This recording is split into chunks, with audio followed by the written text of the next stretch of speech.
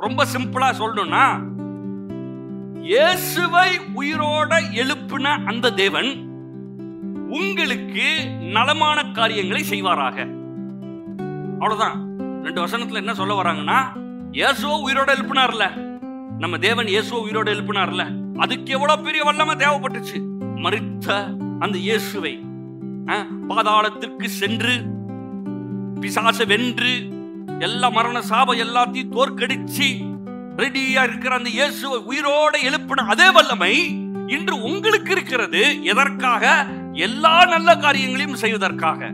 என்ன வல்லமை இருக்கு? சாதா வல்லமை இல்லைங்க, இயேசுவை உயிரோட எழுப்பின வல்லமை. அவ்வளவு பவர் தேவையா?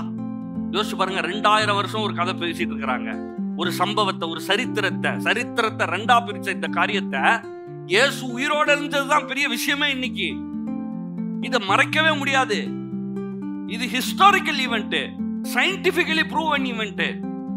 வேதத்துல இருக்குது, ஆராய்ச்சியாளர்கள் எல்லாம் ப்ரூவ் பண்ணிட்டாங்க, எல்லாம் சொல்லிட்டாங்க.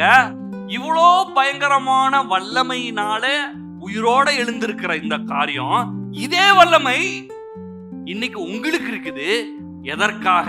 உங்கள் சூழ்நிலைகள் எல்லாவற்றிலும் நீங்கள் ஜெயம் எடுக்க, வியாதியிலிருந்து சுகமா இருக்க, பலவீனத்திலே பலனா இருக்க, அந்த தரித்திரத்திலே செழிப்படை, அந்த கடன்ல இருந்து வெளியே வர, இந்த குடும்ப வாழ்க்கையில சந்தோஷம் சமாதானமா இருக்க, மனசுல நிம்மதியா இருக்க. இது எல்லாத்துக்கும் என்ன இருக்குது? உயிரோட எழுந்த அந்த இயேசுவின் வல்லமை. அதனாலதான் போட்டிருக்கு, தமக்கு முன்பாக பிரியமானதை உங்களில் நடப்பித்து தம்முடைய சித்தத்தின்படி உங்களை சகலவித நற்கிரியிலும் சீர்புரிந்தினவர்கள் ஆக்குவாராக.